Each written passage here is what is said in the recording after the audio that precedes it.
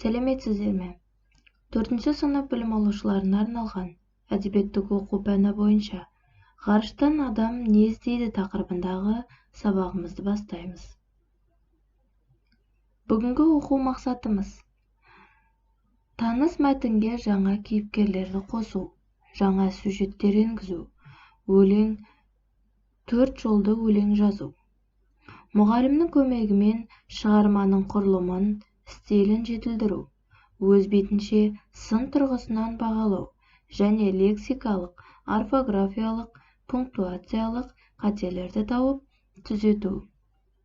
Дескриптора оқу түрлерін қолданамыз, түрлі дерек көздерден ақпарат аламыз.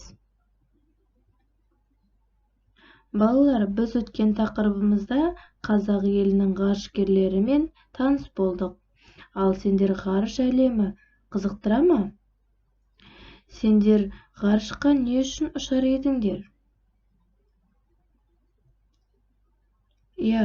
Ғарыш әлеміне саяхаттап ұшудың өзі бір ғажап көрініс.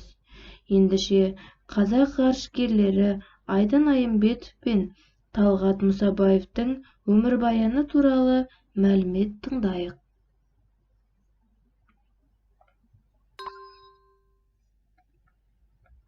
Айдын Айымбетов 2012 жылдың 12 қазанында Қазақстан Республикасы үкіметінің қаулысы негізінде Қазақстан Республикасының ғарышкері дәрежесі берілді.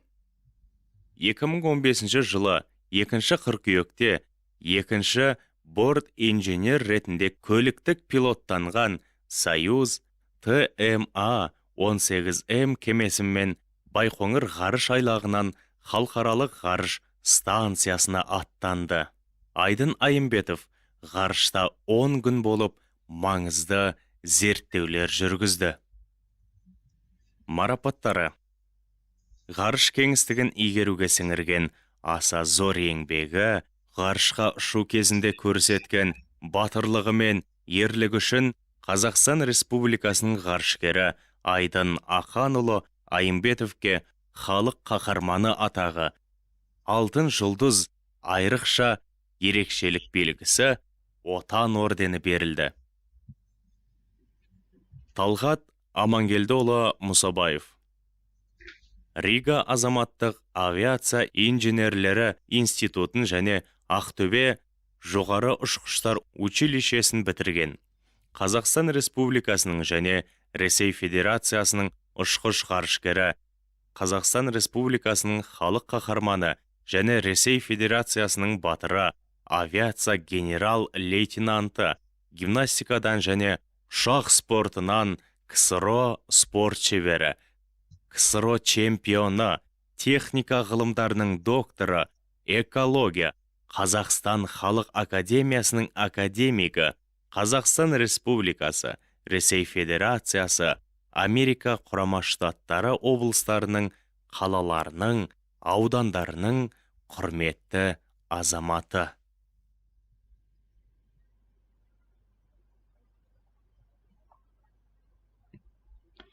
Балалар, танымдылығымызды арттыру мақсатында Байбота Қошым Ноғайдың «Жарайсың Айдын аға» өлеңін түсініп оқыңдар.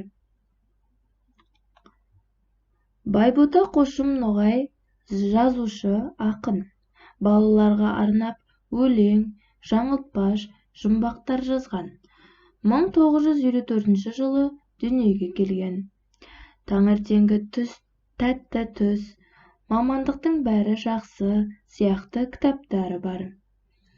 Қасқыр мен жеті лақ, Маша мен Аю сияқты шетел ертегілерін қазақ тіліне аударған. Ендеше осы тақырыбымызды қорытындылау мақсатында үй тапсырмасы. Өлең шумақтарынан ақынның сезімін білдіретін сөздерді тап. Және де бір қазақ ғарышкерінің өмірбаяны туралы оқып әңгімелеуге дайындал. Осымен бүгінгі біздің сабағымыз аяқталды. Сау болыңыздар.